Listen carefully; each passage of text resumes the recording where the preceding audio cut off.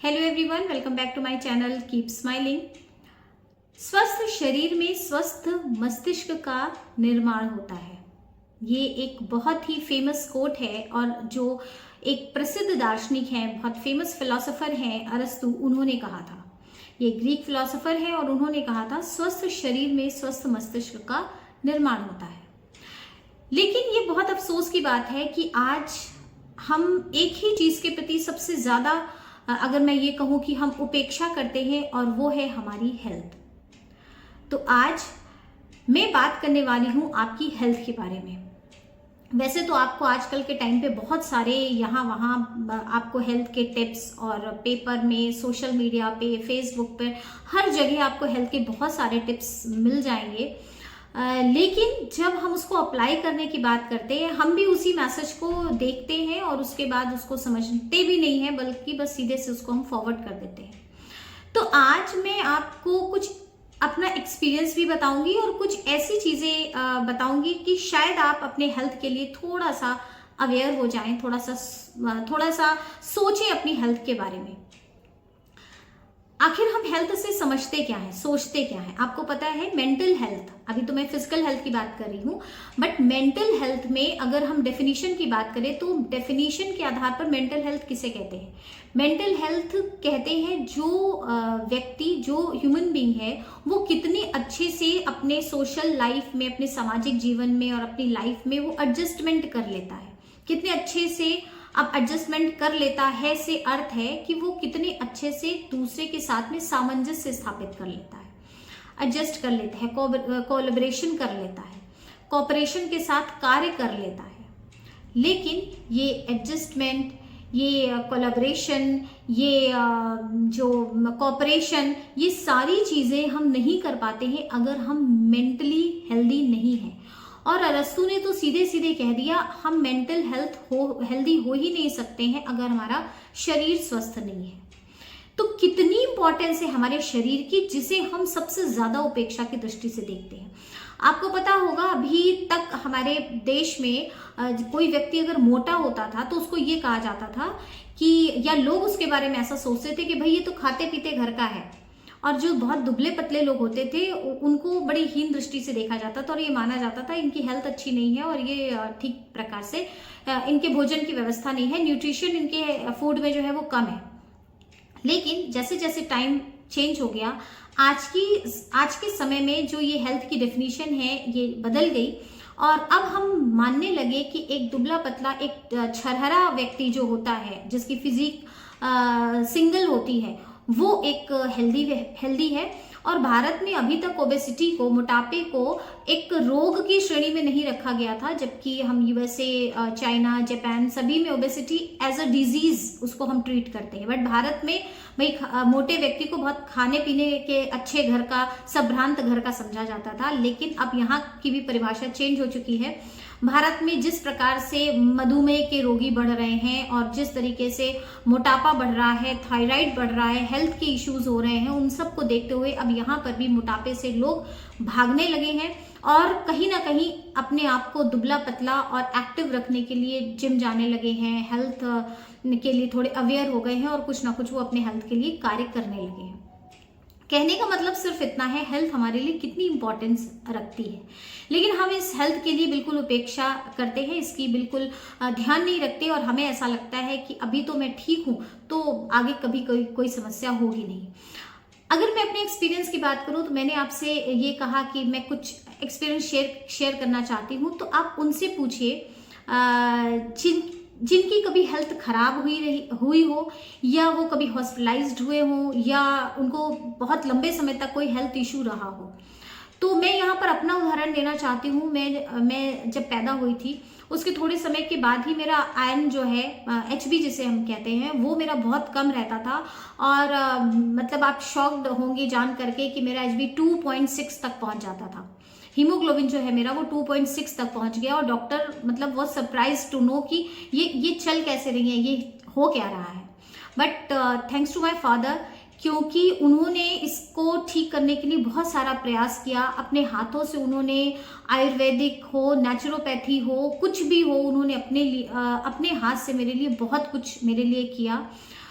और मुझे बहुत बार ब्लड भी डोनेट किया, मुझे ब्लड दिया, जिससे कि मेरी जो एचबी की पूर्ति है वो की जा सके। मेरे हस्बैंड ने भी मेरी प्रॉब्लम में मेरा बहुत सपोर्ट किया और उन्होंने भी मुझे कई बार जो है मुझे ब्लड दिया, और मैं आज पूरी तरीके से ठीक हूँ। लेकिन ये एचबी कम होता क्यों था? क्योंकि मुझे एक प्रॉब्लम थी जो मेरी स्मॉल इंटेस्टाइन से रिलेटेड थी, मीकल्स डाइवर्टिकुलम जैसे कहते हैं, और उस प्रॉब्लम में जो ब्लड था वो इंटेस्टाइन से लॉस होता रहता था, और जिसकी वजह से मैं जो कुछ भी खाती पीती थी बट वो एचबी जो है वो क्रिएट अच्छे से बनता नहीं था और वो मेरा लॉस हो जाता था ब्लड। तो बहुत टाइम तक ऐसे ही चलता रहा, और बहुत समय के बाद जब ये डायग्नोज हुआ और 2013 में इसका ऑपरेशन हुआ, और ऑपरेशन के बाद जब वो इंटेस्टाइनल का ऑपरेशन कर दिया गया और वो ठीक हो गया, उसके बाद मैंने रियलाइज किया कि एक हेल्दी लाइफ क्या होती है। मैंने कभी भी हेल्दी लाइफ नहीं जी, मुझे नहीं पता खेलना क्या होता है, मुझे नहीं पता दौड़ना भागना क्या होता है, मुझे नहीं पता कि बहुत मेहनत जब आदमी शरीर से करता है तो वो कैसे करता है। मुझे ये सारी चीज़ों का बहुत लंबे समय तक पता ही नहीं था, क्योंकि मैंने कभी हेल्दी लाइफ जी ही नहीं थी। हाँ, ये बात और है कि हेल्दी लाइफ तो नहीं जीती बट मन से बड़ी हेल्दी थी, ड्यू टू माई फादर। उन्होंने हमेशा मेरा सपोर्ट किया और मुझे डिप्रेशन में जाने से बचाया। अरे ठीक है, हो जाएगा, सब ठीक हो जाएगा, तुम ऐसा खाओ, ऐसे रहो, ये चीज़ें खाओ। लेकिन फिर भी उन्होंने मुझे एलोपैथिक मेडिसिन से बहुत दूर रखा, एक लंबे समय तक बहुत दूर रखा। जब कोई ऐसी प्रॉब्लम हो जाती थी तभी मैं एलोपैथिक मेडिसिन लेती थी, अदरवाइज मैं एलोपैथिक मेडिसिन कभी भी नहीं लेती थी, और आज की डेट में भी मैं इससे दूर ही रहती हूँ। कहने का मतलब ये है कि मैंने उस फेज को जिया है जहाँ पर एक लड़की सबको खेलते हुए देखती थी और वो खुद कोने में बैठ करके इसको फील करती थी कि मैं नहीं खेल सकती, क्योंकि मैं थोड़ा सा भी खेलती थी तो मैं थक जाती थी। तो अब जब किसी ने ऐसी सिचुएशन को फेस किया होता है, तब आप मान करके चलिए उसको इम्पोर्टेंस पता होती है कि स्वास्थ्य की इम्पोर्टेंस क्या है हमारी लाइफ में। मेरे फादर जो अब लगभग 78 वर्ष के हैं, 78 ईयर्स के हैं, और वो एक बहुत ईश्वर का मैं धन्यवाद देती हूँ कि वो एक हेल्दी लाइफ जी रहे हैं। वो सुबह प्रातः उठ करके योग करते हैं और खाने पीने का बहुत संतुलित उनका भोजन होता है। अगर वो मेरे पास आते हैं और मैं उन्हें 2 टाइम भरपेट खाना खिला देती हूँ तो वो कहते हैं कि तुमने मेरा सिस्टम जो है डिस्टर्ब कर दिया, ज़्यादा तुम मुझे खिला देती हूँ, बस 2 रोटी और थोड़ी सी सब्जी मेरे लिए पर्याप्त है। और वो फलों पर दूध दही इन सारी चीज़ों का अधिक सेवन करते हैं। देसी घी, जिसे आज सो कॉल्ड जो जिम जाने वाले और सो कॉल्ड जो अपनी हेल्थ के प्रति बहुत अवेयर हैं, ऐसे जो लोग होते हैं वो कहते हैं मेरी रोटी में घी मत लगाना, मेरी दाल में घी मत डालना, बट वो आज की डेट में भी देसी घी का प्रचुर मात्रा में प्रयोग करते हैं। और उनके अगर वो कभी पराठे खाते हैं, पूड़ियाँ खाते हैं, तो भी वो देसी घी में ही खाते हैं। अब आप ये सोच करके देखिए कि मुझे कितना सुकून मिलता है कि वो अकेले रहते हैं और मुझे उनकी इतनी टेंशन नहीं होती। मुझे लगता है कि ईश्वर उन्हें हमेशा स्वस्थ रखे, और वो अपने लिए प्रार्थना भी करते हैं मैं जब तक रहूं हमेशा स्वस्थ रहूं। उसी तरीके से आप इस समय हमारे प्रधानमंत्री जी को भी देख रहे होंगे, सुबह उठ करके योग से उनका जो जीवन शुरू होता है, दैनिक रूटीन जो उनका डेली रूटीन जो उनका स्टार्ट होता है वो लेट नाइट तक चलता है, और मात्र 4 घंटे 3 घंटे की नींद से उनकी पूरी नींद पूरी हो जाती है। और ऐसा होता है क्योंकि जब व्यक्ति योग करता है और तो उसकी जो नींद है वो कम हो जाती है, और उतनी ही नींद में वो एक सफिशिएंट बैलेंस, जो नींद जितनी उसके लिए ज़रूरी होती है वो उसकी नींद पूरी हो जाती है। और लाइफ में और आपकी बॉडी में जितने भी इम्बैलेंसेस हैं वो भी थोड़े टाइम के बाद में मतलब आप कहें क्योर होने लगते हैं या बैलेंस्ड होते हैं। ये भी उसका एक बहुत अहम हिस्सा है। ना तो शुगर, ना बीपी, ना थायराइड और ना हार्ट की कोई प्रॉब्लम अगर आज 80 वर्ष की आयु में किसी व्यक्ति को नहीं है तो आप मान करके चलिए वो बहुत हेल्दी है। वहीं हम आज देखते हैं कि छोटे बच्चे हैं, चाहे हमारे यूथ हो, चाहे हमारे किड्स हो, एडल्ट्स हो, ये सभी लोग कहीं ना कहीं बस 35 के होते हैं और उसके बाद ही उनको थायराइड की प्रॉब्लम होने लगती है, स्पॉन्डिलाइटिस की प्रॉब्लम होने लगती है और तमाम सारी ऐसी चीज़ों से वो परेशान हो जाते हैं। और ओबेसिटी तो एक मेजर प्रॉब्लम है जिससे आजकल हमारे बच्चे बुरी तरह से ग्रसित हो रहे हैं, ये होता ही है। तो यहाँ पर मैं आपको ये बताना चाह रही हूँ कि आप अपने हेल्थ के लिए अवेयर होइए और हेल्थ के लिए अवेयर होना कितना ज़रूरी है। मैंने अपने पास्ट लाइफ में एक ऐसी जिंदगी को जिया है जहां पर मैंने पल पल ये चीज सोची है कि काश मैं स्वस्थ होती। और आज जब मैं स्वस्थ हूं तो मैं हर भरसक ये प्रयास करती हूँ कि मैं किसी भी तरीके से मेरे अंदर कोई भी प्रॉब्लम ना आए। ऐसा नहीं है कि कभी एग्जर्शन नहीं होता, ऐसा नहीं है कि कभी गला नहीं खराब होता या फीवर नहीं आता, बट मैं जब कंपैरिजन करती हूँ अपने आसपास के बहुत सारे लोगों से तब मुझे लगता है कि मैं उन सबसे ज्यादा स्वस्थ हूँ। और अगर आपके दिमाग में यह है कि स्वस्थ होने की परिभाषा एक ऊंचा लंबा कद का व्यक्ति ही स्वस्थ है और बाकी सब अस्वस्थ हैं, तो आप इस चीज को भी अपने दिमाग से निकाल दीजिए। ईश्वर के द्वारा दी गए शरीर की आलोचना ना तो आप कर सकते हैं, ना तो आपको की जानी चाहिए। हाँ, आप उसी दिए हुए शरीर के लिए उसको स्वस्थ रखने के लिए क्या प्रयास कर सकते हैं, दैट इज इंपॉर्टेंट थिंग। और इसके लिए आप करते क्या हैं? इसके लिए बहुत सारी, ऐसा नहीं है, आज के टाइम तो बहुत सारी अपॉर्चुनिटीज हमारे सामने है कि अगर हम उनको फॉलो करें तो हम एक हेल्दी रूटीन को फॉलो कर सकते हैं। लेकिन हम चूंकि अवेयर नहीं होते, हमें यही नहीं पता कि कब कौन सी चीज खानी है, हमें इस समय सीजनल फूड्स क्या हैं, हम क्या खाएं, हमारी अपनी बॉडी की प्रकृति क्या है। प्रत्येक शरीर की अपनी प्रकृति होती है, उसकी वो प्रकृति क्या है, वो अपनी शरीर की प्रकृति को पहचानते ही नहीं है और उसके अकॉर्डिंग वो खाना खा ही नहीं पाते या खाते ही नहीं है या जानते ही नहीं है, तो अपने शरीर के लिए क्या करेंगे। तो आप एक चीज याद रखिए, अगर आप आने वाली जनरेशन को कुछ देना चाहते हैं तो बजाय आप उन्हें पैसा दें, बजाय आप उन्हें बंगला दें, बजाय आप उन्हें बहुत सारी प्रॉपर्टी दें, इससे ज्यादा जरूरी है कि आप उनको हेल्थ दें। आप उनको हेल्थ के प्रति अवेयर रहना सिखाएं। आप उनको हेल्थ के प्रति कुछ जो वो कर सकते हैं उनको वो चीज करना सिखाएं। उनके अंदर हेल्थ के प्रति कुछ हैबिट डेवलप करना सिखाएं। ये बहुत इंपॉर्टेंट है, लेकिन हम इस चीज को बिल्कुल भी ध्यान नहीं देते। मैं आज आपको, ये मेरा भी नया चैनल है और मुझे कोई कहीं से कोई स्पॉन्सरशिप नहीं मिली है और मुझसे किसी ने कहा भी नहीं है, बट मैं फिर भी आपके साथ एक चैनल शेयर करना चाहती हूँ जो मैं फॉलो करती हूँ। एक तो मैं बाबा रामदेव जी का चैनल फॉलो करती हूँ जिसमें वो सुबह से ही जो है योग के बारे में शुरू कर देते हैं और वो सिखाते हैं, जो कि आप लाइव अपने मोबाइल पर देख सकते हैं। और इसकी लिंक मैं डिस्क्रिप्शन बॉक्स में दे दूंगी, तो आप जब भी चाहे उसको सुन सकते हैं, देख सकते हैं और उनके अकॉर्डिंग योग कर सकते हैं। जब आप सुनेंगे तब आपको पता चलेगा, क्योंकि जब हम घर में बैठते हैं, एक कुएं का जो मेढक होता है उसे यही लगता है कि बस इतनी ही जिंदगी है और इससे आगे कुछ नहीं और मैं इसी का राजा हूं। लेकिन जब वो बाहर निकलता है तब उसे पता होता है कि मैं कितना ज्ञानी था, मुझे क्या क्या चीजें नहीं पता थी। तो जब आप उनके चैनल को देखेंगे तब आपको ये चीजें पता चलेंगी कि डायबिटीज भी ठीक हो सकती है, ये जो स्पेक्स लगे हैं, चश्मा लगा है, ये भी उतर सकता है। मेरे फादर का उतर चुका है और वो मुझसे कहते हैं कि तुम ये कुछ जो मुझे बताते हैं कि तुम ये फॉलो करो, ये तुम्हारा चश्मा उतर जाएगा। बट वो मेरी ही फॉल्ट है कि मैं नहीं करती हूँ या नहीं कर पाती हूँ, कुछ भी आप कह सकते हैं, या मैंने अभी तक डिसाइड नहीं किया उस दिशा में। तो कहने का मतलब है, जिन चीजों को आप अभी तक ये सोचते हैं कि थायराइड नहीं खत्म होता है, मधुमेह खत्म नहीं होता है और आपका जो स्पॉन्डिलाइटिस की प्रॉब्लम है खत्म नहीं होती, डिप्रेशन एक बार आपने शुरू की दवाई तो हमेशा चलती रहती है, बीपी से रिलेटेड जो भी डिजीज हैं वो आपकी हमेशा चलती रहती है अगर आपने एक बार दवाई शुरू करी, तो ये सारे मिथ हैं। इन सारे मिथ से बाहर आ जाइए प्लीज।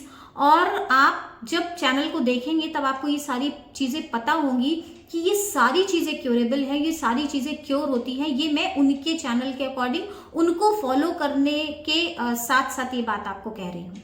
और इसके साथ ही मैं एक और चैनल फॉलो करती हूँ, वो है शिवांगी देसाई जी का चैनल। एक यंग लड़की जो मुझे प्रॉब्लम थी, जहां पर मैं कह रही थी मेरा HB मतलब बढ़ता नहीं है था, वही प्रॉब्लम उन्हें थी और उन्हें थैलेसीमिया की प्रॉब्लम थी, जिसमें थोड़े समय के बाद पूरा ब्लड जो है फिर चढ़ाना पड़ता है। हर तीसरे मंथ में ब्लड आपको बॉडी में दिया जाता है, ब्लड ट्रांसफ्यूजन किया जाता है। तो ये प्रॉब्लम उनको थी और एक लंबा समय तक वो इसी प्रॉब्लम से जूझती रही। और उसके बाद देन शी डिसाइडेड कि मैं इस प्रॉब्लम के साथ नहीं रहूंगी और मुझे इससे बाहर आना है। और उन्होंने इस पर बहुत सारा काम किया, पढ़ा, बुक्स लिखी और रिसर्च किए। और उसके बाद आज यू सरप्राइज टू नो कि आज उन्होंने अपना एक चैनल शुरू किया है। शुरू नहीं किया है, बल्कि मैं कहूँगी मैंने जब उस चैनल को फॉलो किया था तो शुरुआत, जैसे आज आप मुझे सुन रहे हैं कि 100-200 सब्सक्राइबर हैं, उसी तरीके से मैंने उनके चैनल को बस जब देखा था तो बहुत कम उनके सब्सक्राइबर्स थे और आज वो एक बहुत बड़ा चैनल बन चुका है। और आप जब उनको सुनेंगे, जब उनको देखेंगे तो आपके अंदर बहुत सारी जो मिथ हैं वो आपके क्लियर होंगे। और फूड एज मेडिसिन, इस पर वो बात करती हैं, इस पर वो काम करती हैं कि हम जहां पर मेडिसिन की बात करते हैं, एक्चुअल में ये है कि प्रकृति ने हमें इतने सारे फूड्स, इतने सारी नेचुरल चीजें वैसे ही दी हैं कि यदि हम उनको खाएं, उनका प्रयोग करें तो हम सारे जो हमारी डिजीज है और हेल्थ के इश्यूज हैं उससे हम बाहर आ सकते हैं, उसको हम क्योर कर सकते हैं। तो मैं आज ये दोनों चैनल के जो डिस्क्रिप्शन बॉक्स में मैं इनके लिंक्स आपको दूंगी। और मैं आशा करती हूँ कि चाहे मैं किड्स की बात करूँ, चाहे मैं यूथ की बात करूं, क्योंकि वो भी आज अपने करियर को लेकर के और बहुत सारी अपनी फैंटेसी की लाइफ को लेकर के वो उसमें इतना उलझे हुए हैं, मोबाइल में, कंप्यूटर में, अपने इन सारी चीज़ों में वो इतना उलझे हुए हैं कि वो जो एक चीज़ की वो इग्नोर करते हैं वो है उनकी हेल्थ।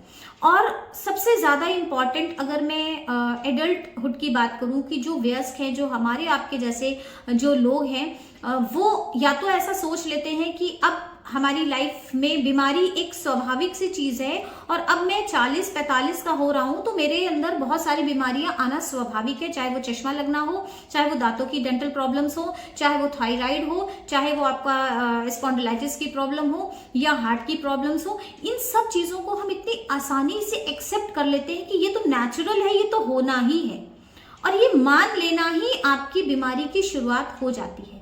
तो इससे बाहर आ जाएं, आप चैनल को फॉलो करें और देखें कि उसमें जो चीजें आपको बताई जाएंगी, आप सुनेंगे तो आप खुद रियलाइज करेंगे कि हाँ, मुझे ऐसा नहीं सोचना चाहिए।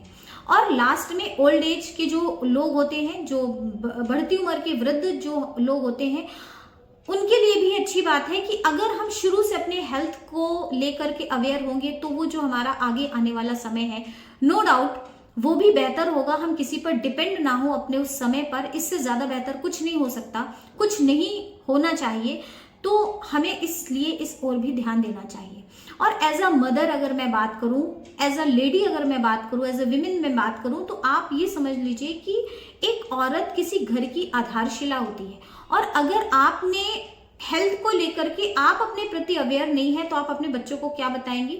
अगर आप अवेयर नहीं है, अगर आपने अपने हेल्थ के लिए काम नहीं किया, ऐसे में बहुत सारी लेडीज को जानती हूँ, इवन मेरे ऐसे रिलेटिव्स हैं जो कि सुबह से उठ करके दोपहर तक 12-12, 1-1 बजे तक घर के कामों में व्यस्त रहती हैं और वो कुछ नहीं खाती, क्योंकि वो सोचती है कि जब मैं पूजा कर लूंगी तब मैं खाना खाऊंगी, या जब मैं खाना बना लूंगी उसके बाद मैं सबको खिला दूंगी, उसके बाद मैं खाना खाऊंगी। तो आप मान करके चलिए, आप अपनी लाइफ का एक बहुत इंपॉर्टेंट पार्ट आप डिस्टर्ब कर रहे हो।